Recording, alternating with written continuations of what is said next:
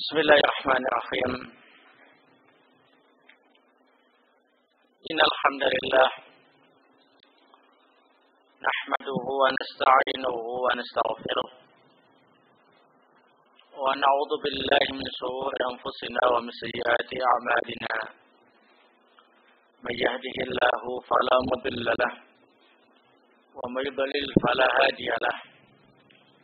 أشهد أن لا إله إلا الله وحده لا شريك له وأشهد أن محمدا عبده ورسوله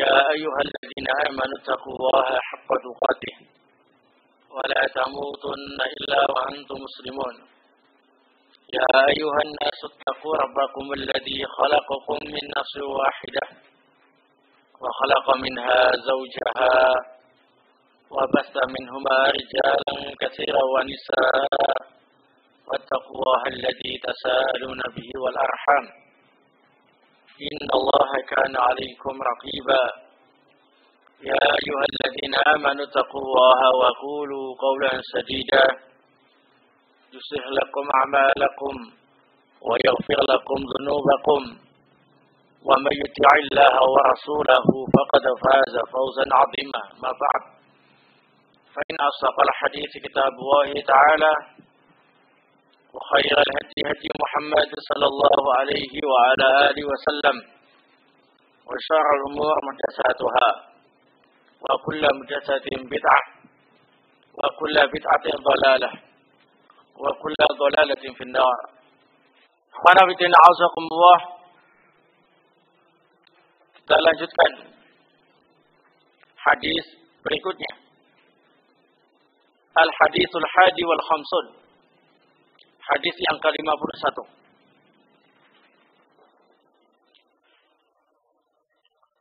Dzambul khirsi alal imarah. Tercelanya ambisi terhadap suatu kepemimpinan. An Abdurrahman ibn Samurah radhiyallahu ta'ala anhu qala li Rasulullah sallallahu alaihi wa ala alihi wasallam. Dari Abdurrahman bin Samurah, dia berkata, Rasulullah sallallahu alaihi wa ala alihi wasallam telah bersabda kepadaku, Ya Abdurrahman ibn Samurah, la tas'alil imarah. Wahai Abdurrahman bin Samurah, janganlah engkau meminta jabatan suatu kepemimpinan. Fa innaka in utitaha am mas'alatin wukilta ilaiha.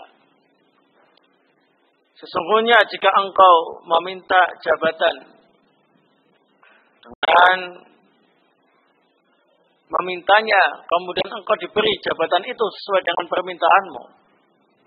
Nah, jika engkau diberi suatu jabatan yang terlebih dahulu engkau memintanya, wukilta ilaiha, maka engkau akan diberi beban secara utuh untuk melaksanakannya tanpa ada yang membantunya. Wa in utitaha an ghairi mas'alatin u'inta 'alaiha.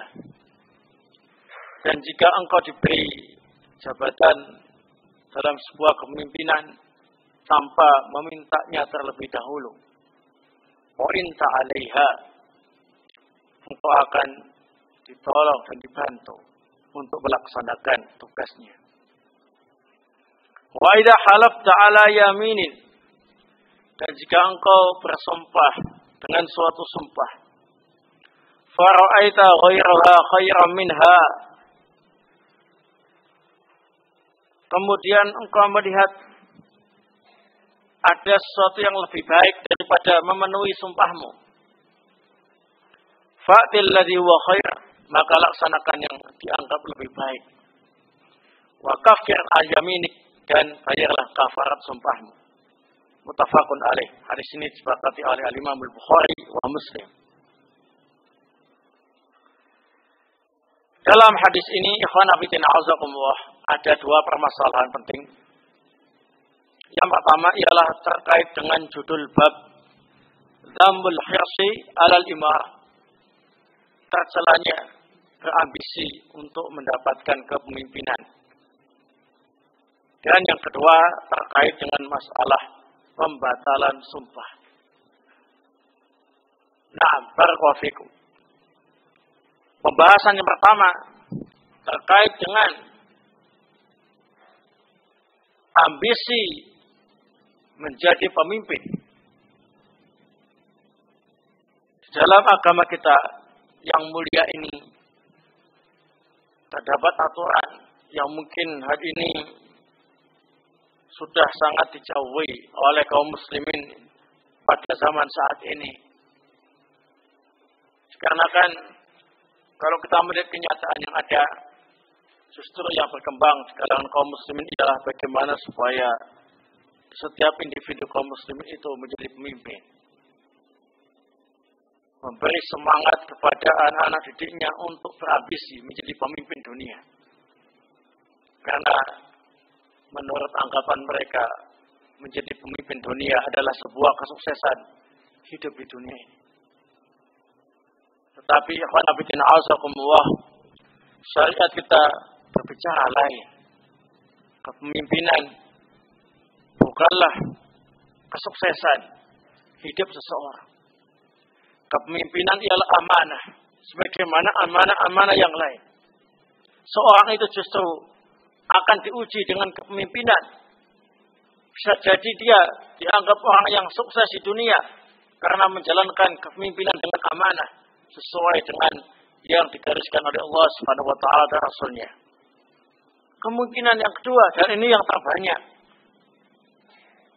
ialah menjadi orang yang rugi di dunia dan di akhirat.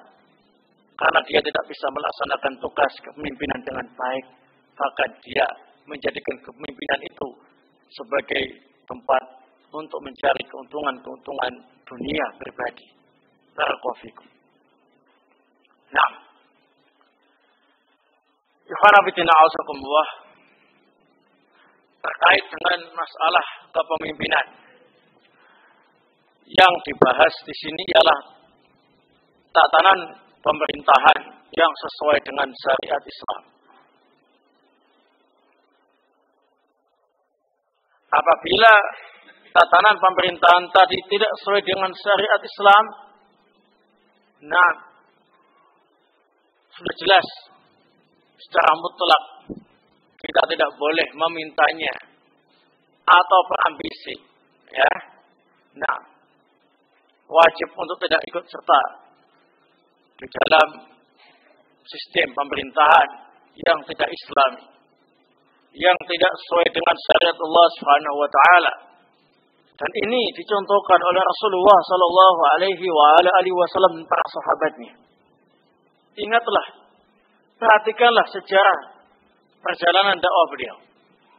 Ketika di Makkah, itu sudah ada sistem pemerintahan saat itu. Dengan para petinggi-petinggi negara Arab saat itu. Semacam Abu Lahab, Abu Jahal, Abu Sufyan dan lain sebagainya. Yang saat itu belum masuk Islam.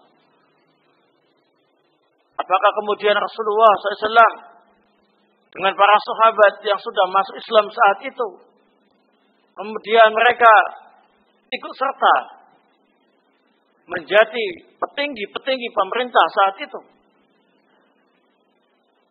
Tidak ada satupun hadis yang sahih, bahkan yang palsu sekalipun, yang menyatakan demikian. Bahkan saat itu beliau ditawari untuk menjadi pemimpin dunia Arab dengan catatan meninggalkan dakwah Islam.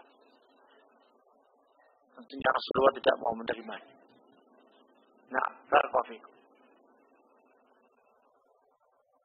Jadi sangatlah lucu bila ada aktivis-aktivis muslim yang kemudian mereka terjun di dunia politik yang tatanan pemerintahannya jelas-jelas tidak syar'i, jelas-jelas produk kafir, dengan alasan memperjuangkan Islam melalui jalur pemerintahan dan kekuasaan. Nah, bukan hasil yang kita jadikan sebagai pertimbangan sah dan tidak sahnya mereka masuk dalam politik yang tidak syar'i tadi. Hasil bukanlah patokan untuk menentukan sesuatu itu benar dan salah. Sebagaimana kita tidak boleh menggunakan praktek padukunan, walaupun ternyata hasilnya, Masya Allah, sekali suuk langsung sembuh, biidznillah. Apakah kemudian kita mengatakan padukunan itu boleh karena terbukti ampuh? Tentunya orang yang berakal akan mengatakan tetap tidak diperbolehkan. Karena memang patokan boleh dan tidak boleh itu bukan apa ini? Hasil yang dicapai. Sebagaimana yang dijadikan sebagai alasan para aktivis-aktivis muda ataupun tua yang mereka mengikuti politik yang tidak syar'i, terjun ke dunia politik, masuk dalam jajaran pemerintahan yang jelas-jelas tidak syar'i, mengorbankan prinsip-prinsip Islam dengan alasan lihat hasilnya, undang-undang pernikahan Islami, undang-undang waris Islami, undang-undang zakat Islami. Siapa yang memperjuangkan? Apakah kalian, wahai Ahlussunnah wal Jamaah, yang teriak-teriak anti demokrasi? Itu alasan mereka ngotot, ngamuk, ya. Barakallahu kaum muslimin mungkin merasa terpengaruh dengan orasi mereka, apalagi disebutkan pasal-pasalnya secara fasih dan terperinci, yang semuanya itu sesuai dengan garis-garis ajaran Islam. Tetapi bagi orang-orang yang berilmu, yang memahami benar halal haram, tidak terpengaruh sama sekali dengan hasil itu. Sekalipun, wallahu ta'ala bisawab, ya, sekalipun mereka berhasil menegakkan negara Islam ini, kemudian semua aturannya ialah Islami, tapi kalau cara perjuangan mereka semacam itu, tetaplah dikatakan cara perjuangannya haram. Tetapi mustahil Allah Subhanahu wa ta'ala memberi kemenangan kepada orang-orang yang salah dalam memperjuangkan Islam. Sekalipun mereka mengatakan perjuangan masih panjang. Wallahu ta'ala alam shawab, panjangnya seberapa? Yang jelas sampai sekarang ini mereka belum bisa, ya. Apa yang mereka lakukan karena belum bisa? Akhirnya mendirikan al-imamah wal jamaah sendiri. Punya bupati sendiri, punya camat sendiri, kepala desa sendiri, camat sendiri, bupati sendiri, gubernur sendiri, ya. Menteri-menteri sendiri dan amir sendiri. Yang ditaati layaknya mentaati penguasa muslim yang sah. Barakallahu fikum. Itulah sebetulnya Islam sempalan itu, ya. Barakallahu fikum. Semacam LDI, NII dan NN yang lain. Wallahu ta'ala besar. Kenapa? Ya. Begitu. Atau negara Islam dalam khayalan. Ya. Ala aktivis muda, ya. Barakallahu fikum. Negara bawah tanah yang sampai sekarang tidak pernah ada wujudnya di atas tanah, ya. Jadi mereka itu punya negara tapi di bawah tanah, ya. Bersama batu-batuan dan lain-lain yang ada di sana, ya. Barakallahu fikum. Jadi kalau pemerintahannya itu tidak Islami, haram secara mutlak untuk ikut serta berperan dalam tatanan pemerintah tersebut. Ya, tidak bisa masuk. Sebagaimana Rasulullah dan para sahabat, mereka tidak masuk sedikit pun ke parlemen Arab saat itu, ya, karena tidak Islami. Apa yang mereka lakukan kalau nggak masuk? Terus sabar dan terus berdakwah sampai Allah Subhanahu wa taala memberikan mereka kekuatan untuk kemudian menggusur tatanan pemerintahan yang tidak Islam itu menjadi Islami. Tentunya dengan pengorbanan jiwa, raga dan harta. Nah, berjalan penuh semangat, ya, pelan tapi pasti, ya, langkah mereka kokoh. Nah, jalan mereka lurus, tidak menoleh ke kanan, tidak menoleh ke kiri, lurus ke depan. Nah, barakallahu. Nah, masalahnya sekarang ialah bagaimana kalau pemerintahannya itu Islami. Apakah kita boleh berambisi menjadi pemimpinnya? Nah, ternyata dalam Islam ada aturan tambahan. Nah, larangan meminta jabatan. Larangan berambisi untuk menjadi pemimpin. Barakallahu. Padahal jelas ya, tatanan pemerintahannya itu apa? Islami. Itu gak boleh minta jabatan atau minta dijadikan sebagai pemimpin. Nah, lalu bagaimana lagi dengan tatanan pemerintahan yang tidak Islami? Ya sangat lucu sekali kalau ada Muslim yang sejati kemudian menghabiskan dana jutaan rupiah untuk berusaha menjadi pemimpin, ya. Nah, memuji-muji dirinya setinggi langit, menjelekkan musuh politiknya sampai ke bumbu yang ketujuh, diinjak-injak, ya. Nah, martabatnya dan lain sebagainya, ya. Nah, begitu. Barakallahu fikum. Kalau mereka mengatakan sampai kapan? Kita jawab sebagaimana jawaban mereka, perjuangan masih panjang. Sama-sama panjangnya, tapi engkau menempuh jalan yang salah, kami mencontoh Rasulullah SAW para sahabatnya. Mereka mencontoh siapa? Mencontoh Hasan al-Banna. Memang Nabi mereka Hasan al-Banna. Nabi kita Muhammad bin Abdullah sallallahu alaihi wa ala alihi wasallam. Nah. Kadalik. Sejak zaman Hasan al-Banna sampai sekarang ini mereka masih belum bisa, ya, mewujudkan apa yang dicita-citakannya tadi. Kalau ditanya jawabannya tadi itu, ya, nah apa? Perjuangan masih panjang. Kalau kita ditanya, Anda sejak zaman siapa? Mereka nggak berani ngomong. Sejak zaman siapa? Ayo. Nah, zaman Rasulullah sudah berhasil, para sahabat sudah berhasil, tabi'in berhasil. Nah, zaman siapa? Sejak zaman apa? Nah, sejak zaman kaum muslimin sudah mulai jauh dari agamanya, ya. Nah, baru mereka ditindas dan dijajah oleh musuh-musuhnya. Nah, sejak saat itulah kita kembalikan mereka supaya menempuh jalannya para pendahulu mereka yang saleh. Nah, sampai sekarang kalian juga belum ada wujudnya. Ya sama seperti kalian. Perjalanan masih panjang, perjuangan masih panjang, ya. Nah, tetapi setidaknya cara perjuangan kami ada pendahulunya yang saleh, Rasulullah dan para sahabatnya radhiyallahu taala anhum ajma'in. Ya. Nah, barakallahu. Dan prinsip kita negara Islam itu bukanlah tujuan kita hidup di dunia.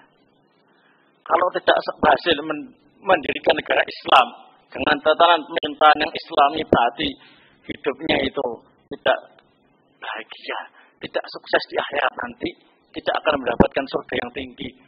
Lah, ya, salah paham, ya. Nah, seandainya sekalipun kita mati, anak cucu kita nanti mati, negara Islam yang diidam-idamkan belum terwujud. Nah, negara Islam yang syar'i, bukan negara Islam ya yang apa adanya, tapi negara Islam yang ideal, ya. Nah, belum terwujud, itu tidak dosa. Bukan berarti kita ini berdosa, menanggung dosanya karena tidak berhasil mewujudkan cita-cita itu, ya. Nah, negara Islam itu ialah buah dari perjuangan yang benar. Barakallahu fikum, bukan tujuan. Kemudian setelah kita mengetahui bahwa kalau kita berambisi menjadi pemimpin dalam tatanan pemerintahan yang Islami itu dihukumi haram. Tentu ada orang yang bertanya, apa dalil Anda? Jawab kita ialah hadis yang diriwayatkan oleh Imam Al-Bukhari wa Muslim dari Abdurrahman bin Samurah. Rasulullah bersabda kepada Abdurrahman bin Samurah secara khusus dan untuk kaum muslimin yang lain secara umum. Nah, ya Abdurrahman ibn Samurah, la tas'alil imarah. Jelas. La tas'alil imarah. Janganlah kamu meminta jabatan, suatu kepemimpinan. Ya, jelas. Dalil yang lain juga disebutkan dalam hadis yang sahih. Naam, tentang celaan orang-orang yang berambisi mendapatkan kepemimpinan. Hadis riwayat Al-Imam Al-Bukhari dari Abu Hurairah radhiyallahu taala anhu, Rasulullah SAW bersabda, "Innakum satahrisuna 'alal imarah." Sesungguhnya kalian akan berambisi menjadi pemimpin. Wa satakunu nadamatan yaumil qiyamah, dan ambisi semacam itu akan menjadi penyesalan pada hari kiamat nanti. Seandainya ambisi menjadi seorang pemimpin adalah sebuah hal yang biasa, yang wajar, bahkan suatu yang bijaksana dan baik, niscaya bukan penyesalan dari kiamat, tapi apa? Keberhasilan, kesuksesan, kebahagiaan dari apa ini? Kiamat. Tapi Rasulullah mengatakan, wasatakunu nadamatan yaumal qiyamah. Ambisi terhadap suatu kepemimpinan itu menjadi penyesalan dari kiamat nanti. Innakum satahrisuna 'alal imarah wa satakunu nadamatan yaumal qiyamah. Dalam hadis ini berarti Rasulullah telah mengkhabarkan jauh sebelumnya tentang kondisi di akhir zaman. Kaum muslimin memang benar-benar banyak yang berambisi menjadi apa ini? Pemimpin. Nah, ini berarti menunjukkan kebenaran kenabian beliau sallallahu alaihi wa ala alihi wasallam. Kalau ada yang bertanya, bukankah Nabi Yusuf alaihissalam minta jabatan sebagaimana yang disebutkan dalam surat Yusuf ayat yang ke-55. Qala ij'alni ala khazainil ardh. Nabi Yusuf berkata, ya wahai raja, jadikan aku bendahara negara. Oh, jelas kan? Nabi Yusuf, Nabi minta jabatan, yakni menjadi apa ini? Bendahara negara. Ij'alni ala khazainil ardh. Jadikan aku bendahara negara. Bagaimana ini? Anda punya dalil hadis, saya punya dalil Quran. Quran lebih canggih daripada hadis. Gitu. Sekarang canggih-canggihan begitu ya. Nah. Ya, takillah. Sekarang ini bukan canggih-canggihan dalil ya, tapi bagaimana cara penggunaan dalil itu yang paling penting ya. Nah, Anda harus tahu bahwasanya di antara sebab penyimpangan seseorang dari jalan yang lurus ialah salah dalam menafsirkan Al-Quran. Ya, Anda harus tahu bagaimana cara menafsirkan Al-Quran yang benar sesuai dengan bimbingan Rasulullah dan para sahabatnya dan para tabi'in serta para ulama salafun salih yang mereka itu dikatakan generasi terbaik umat Islam ini, generasi yang istiqamah di atas al-haq.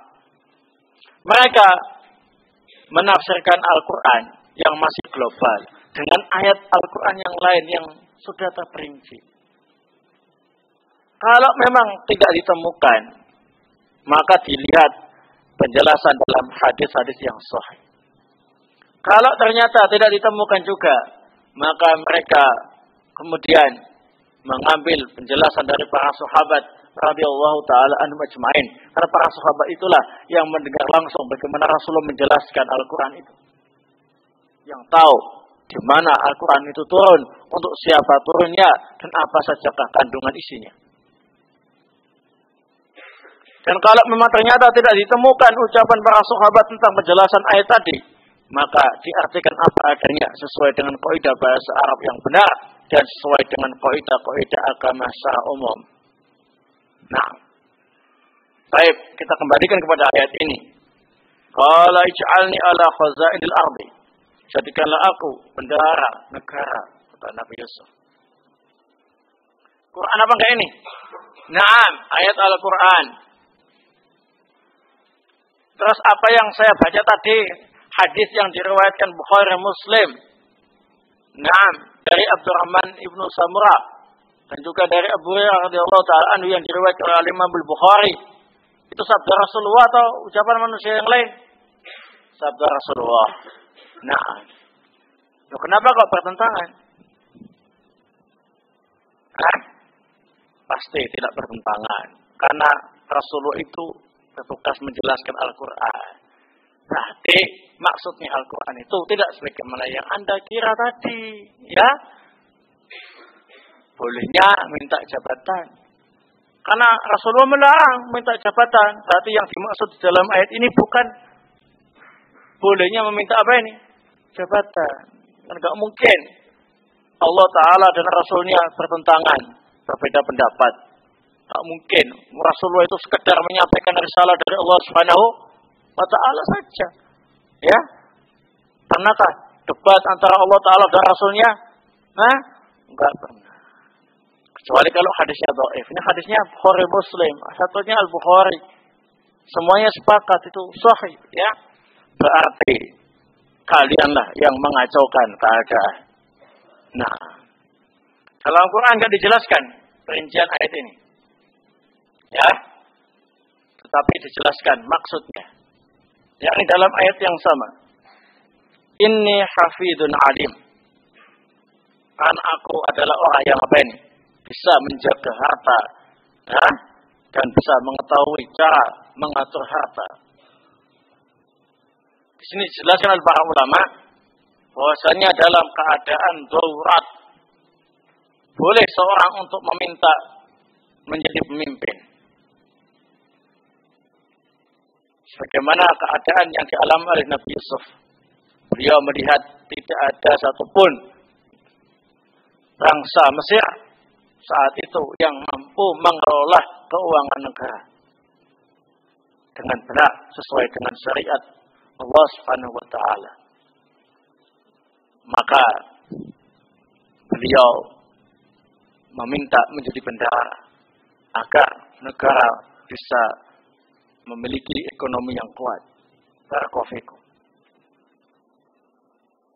Kalau seandainya Anda melihat di tanah air Anda memang tidak ada orang yang memang becus menangani pemimpinan, yang becus cuma Anda dan Anda mampu melaksanakannya dengan catatan mampu dia, mampu melaksanakan syariat Allah. Nah, mampu merubah sistem yang ada secara totalitas. Nah, silakan Anda tampil.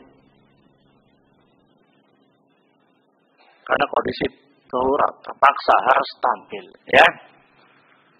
Nah, angkat tangan. Siapa yang mampu? Nanti sampaikan ke Pak SBY supaya diganti saja langsung sama yang mampu ini, ya. Nah, mampukah merubah sistem yang sudah terlanjur rawat ini? Ya. Nah, seorang diri, nah, dalam keadaan kaum muslimin sendiri, pemahaman agamanya masih perlu diluruskan, yang dikhawatirkan kalau diterapkan Islam yang murni apa adanya akan terjadi pertumpahan darah di kalangan kaum muslimin sendiri. Siapa yang mampu? Silakan angkat tangan. Kalau memang Anda mampu, berarti Anda memang diperbolehkan untuk menjadi pemimpin dengan merubah sistem tatanan pemerintahan yang ada, ya. Tidak ada istilah UD 45, ya. Undang-undang dasar 45 ya, UUD 45 nggak ada itu Pancasila ya, nggak ada itu GBHN-an ya, APBN yang semacam itu dirubah semuanya ya. Nah, nggak ada istilah utang luar negeri dengan sistem riba dan sebagainya, nggak ada ya. Nah, begitu.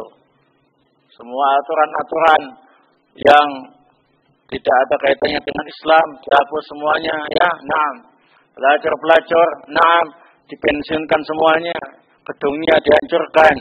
Nah, toko-toko penjual minuman keras dihancurkan, bank-bank ribawi diratakan dengan tanah. Nah, gitu semuanya. Siapa yang mampu? Silakan angkat tangan. Tapi kalau Anda hanya bondo nekat, saya yang mampu, ternyata masuk dalam tatanan pemerintahan yang tidak Islami, dan ternyata dia ikut-ikut melaris-maniskan dagangan tatanan pemerintahan yang tidak Islam itu tanpa bisa berkutik apa-apa. Itulah kekalahan Anda. Memalukan. Ya, nah, tidak mau mengakui kelemahannya, kekeliruannya. Ya, tapi dia malah membanggakan perjuangannya dengan menyebutkan pasal-pasal yang berhasil digolkan. Padahal tanpa itu gol-gol sendiri bisa. Kalau kaum muslimin yang ada ini sepakat untuk melaksanakan pasal-pasal yang sesuai dengan Islam itu, ya, tanpa dia tidak cukup. Barakallahu. Nah, kemudian penjelasan yang kedua tentang masalah ucapan Nabi Yusuf ini, yaitu dijelaskan dalam ayat yang sama, bahwasanya dalam ayat sebelumnya justru Nabi Yusuf itu tidak minta awalnya, tetapi ditawari oleh raja saat itu untuk menjadi penguasa Mesir. Ya.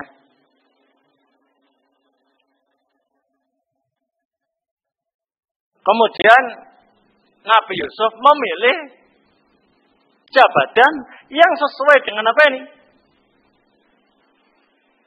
Keahliannya. Ya.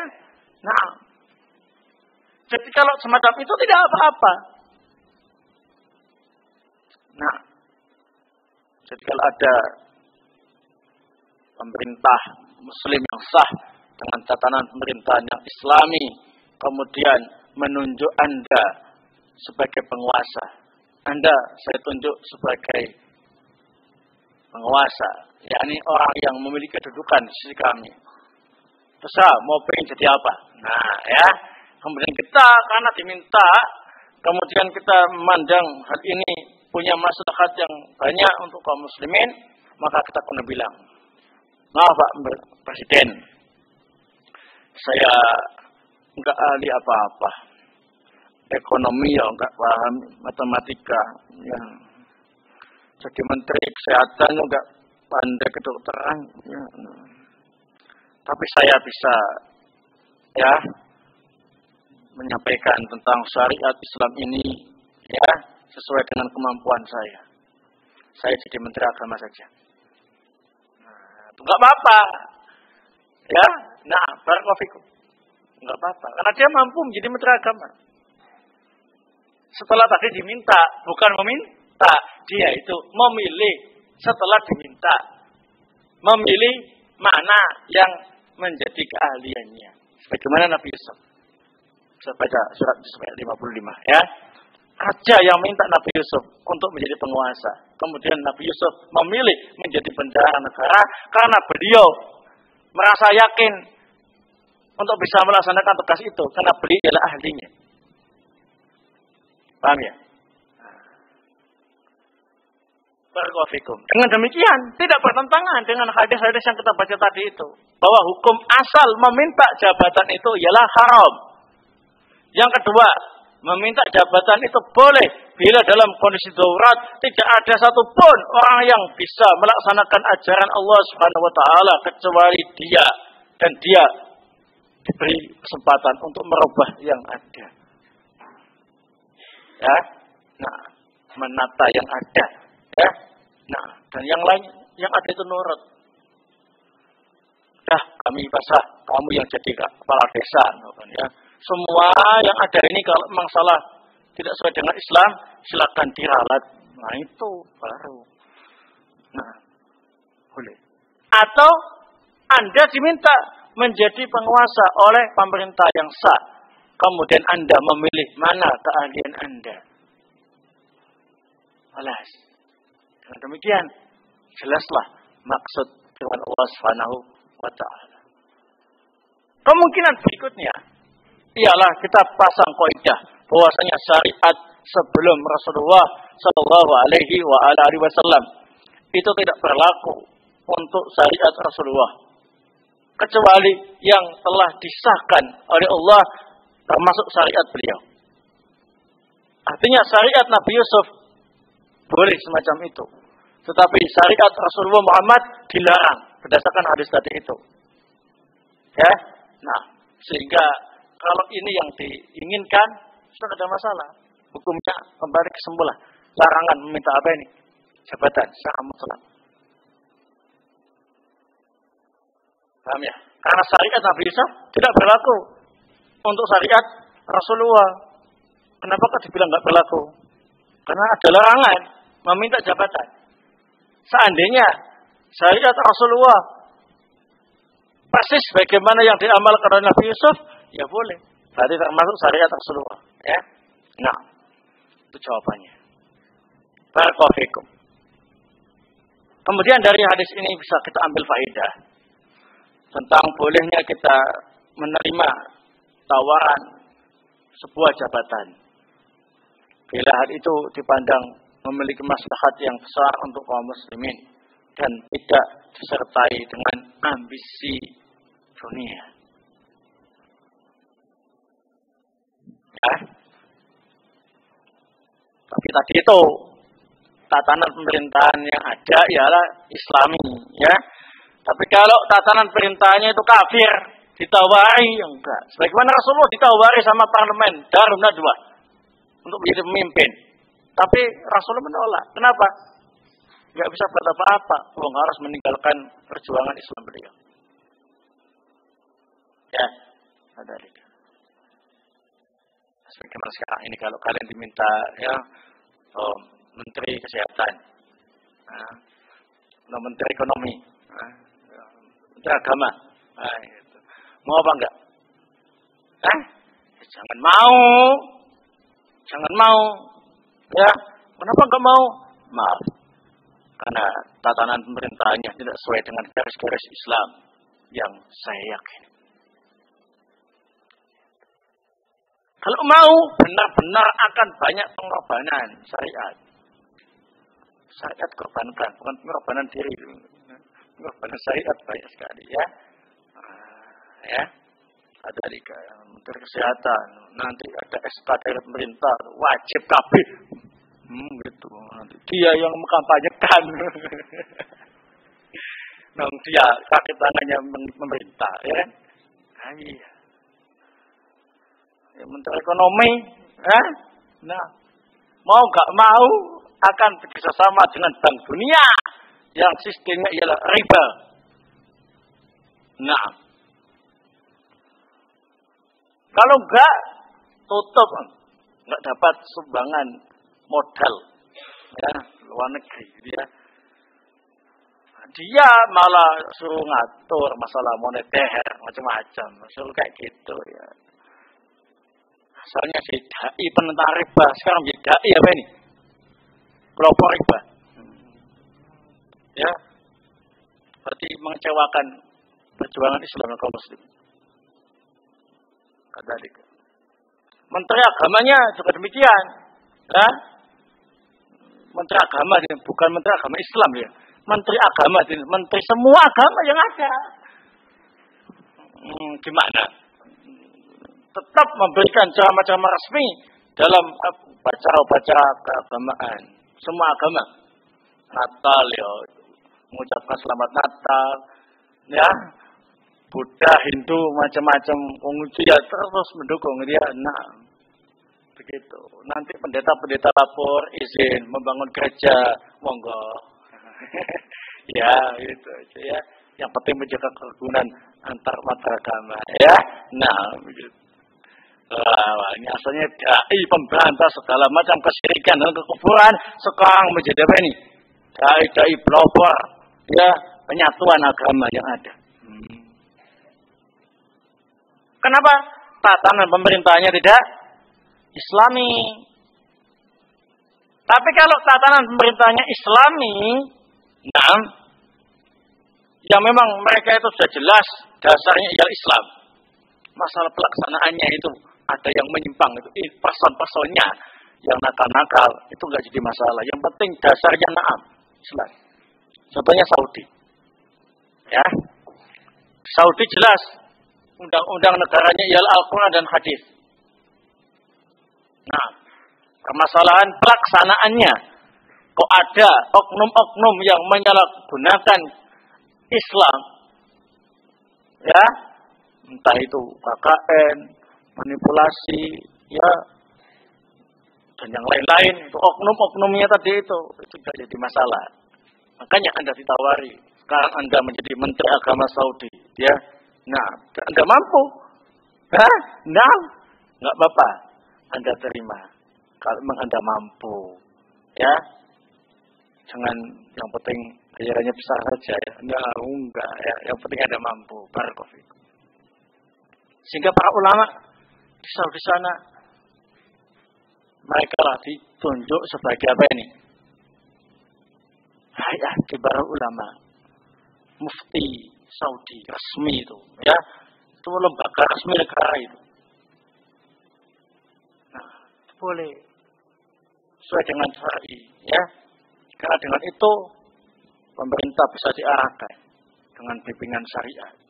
Fatwa-fatwa para ulama kalau tidak percaya, kumpulan Lajnah Daimah dan Hay'ah Kibar Ulama itu bertatangan semua soal-soal dari lembaga kenegaraan yang lain. Hukumnya apa, para mereka yang memutuskan. Bukan pemerintah yang memutuskan, tapi para ulama yang memutuskan, kemudian disahkan dari pemerintah. Dilaksanakan. Demikian. Nah, itu baru benar. Tapi anehnya, para aktivis cilik tadi itu, nah, mengatakan ulama-ulama Saudi itu ialah bebek-bebeknya penguasa. Ya, nah, bebek-bebeknya apa ini? Penguasa. Nuruti kemana apa ini? Penguasa. Kenapa? Karena mereka aktivis cilik-cilik tadi itu tidak mampu berbuat sebagaimana para ulama kita. Ternyata memang benar buktinya. Bahkan pantolanya jadi wakil rakyat sekalipun, atau bahkan sebagai menteri agama sekalipun, tidak bisa merubah keadaan yang ada. Ya, tidak bisa memberi fatwa-fatwa yang berarti untuk kaum muslimin. Nah, bahkan MUI yang ada di Indonesia ini, ya, itu mereka tidak mau disamakan dengan petinggi-petinggi negara yang lain. Mereka itu terpisah dari apa ini? Negara. Tapi resmi, diizinkan secara resmi oleh pemerintah. Para MUI sendiri itu ngomong sendiri, tidak terkait dengan apa ini? Pemerintahan yang ada. Ya. Nah, Saudi memang lembaga resmi negara. Nah, digaji. Suruh belajar saja. Suruh mengembangkan dakwah saja. Nah, supaya mereka itu fokus dalam melakukan penelitian ilmiah yang terkait dengan permasalahan-permasalahan yang berkembang di negara Saudi khususnya dan di negara Islam yang lain pada umumnya. Bukan berarti saya memuji-muji Saudi kemudian mengatakan itulah contoh negara Islam yang ideal. Tidak, tetapi kenyataannya negara Islam terbaik di dunia saat ini ialah memang Saudi Arabia. Sistem pemerintahannya, ya, sesuai dengan Islam, ya. Nah, walaupun masih banyak yang kurang dari ideal, ya. Nah, tapi kalau dibandingkan dengan yang lainnya masih mending, begitu loh maksudnya, ya. Nah, tinggal bagaimana cara mengidealkan saja, ya. Jujur-jujuran, mau ke sana, Saudi sampai Indonesia. Nah, bukan berarti kemudian saya menjelekkan nama baik bangsa Indonesia, tidak. Indonesia ini dikatakan oleh para ulama kita termasuk negaranya kaum muslimin, tetapi tidak ideal. Kenapa? Tidak terbukti. Petinggi-petingginya mengatakan Indonesia ini bukan hanya miliknya orang Islam, ya. Undang-undangnya juga bukan untuk Islam saja, gitu, untuk yang lainnya, ya kan? Nah, pengakuan yang jelas dan sahih. Barakallahu. Ini masalah yang pertama. Belum masalah yang kedua yang terkait dengan masalah apa ini? Pembatalan sumpah dan kafaratnya. Yang terakhir tentang mengapa larangan itu ditujukan kepada kaum muslimin, ya. Kenapa dilarang berambisi untuk menjadi pemimpin? Ada beberapa hikmah di balik itu semuanya. Yang pertama di antaranya ialah orang yang berambisi mendapat kepemimpinan atau memintanya ialah orang itu sudah jelas rakus dunia dan jabatan. Ya, nah, walaupun dia mengatakan saya ini demi rakyat, untuk kepentingan rakyat, itu basa-basi politik. Ya, sejak zaman dulu sampai sekarang gak ada satupun yang tidak ngomong demikian. Tapi anehnya dan nyatanya ya begitulah yang dikejar, kepentingan politiknya, ya, mengutamakan parpolnya sendiri dan sebagainya, ya, rebutan mobil dinas, rumah dinas dan lain-lain. Nyata itu, ya. Nah, sudah biasa di negara kita ini, ya. Allahul musta'an. Kemudian yang kedua, minta jabatan berarti terlalu percaya diri, sehingga merasa tidak ada bantuan atau merasa tidak butuh dengan bantuan Allah Subhanahu wa taala. Sehingga dalam melaksanakan tugas orang-orang semacam itu benar-benar murni jerih payahnya dia, yang tentunya tidak akan bisa berhasil kalau tidak ada pertolongan dari Allah Subhanahu wa taala. Beda kalau dikasih kemudian milih sesuai dengan keahliannya, ya, sekalipun dia tidak memiliki kemampuan yang maksimal, tapi Allah Subhanahu wa taala akan membantu mereka-mereka yang memilih jalan yang benar. Kemudian ada pertanyaan, apa yang harus seseorang lakukan bila ia terlanjur menjadi pemimpin dengan cara meminta kepemimpinan, kemudian ia tahu bahwa itu salah? Wallahu taala bisawab. Kalau memang dia keluar itu maslahat untuk kaum muslimin banyak dan juga untuk dirinya banyak, maka sebaiknya dia mengundurkan diri. Wassallallahu ala nabiyina Muhammad wa ala alihi wasallam. Walhamdulillahirabbil alamin.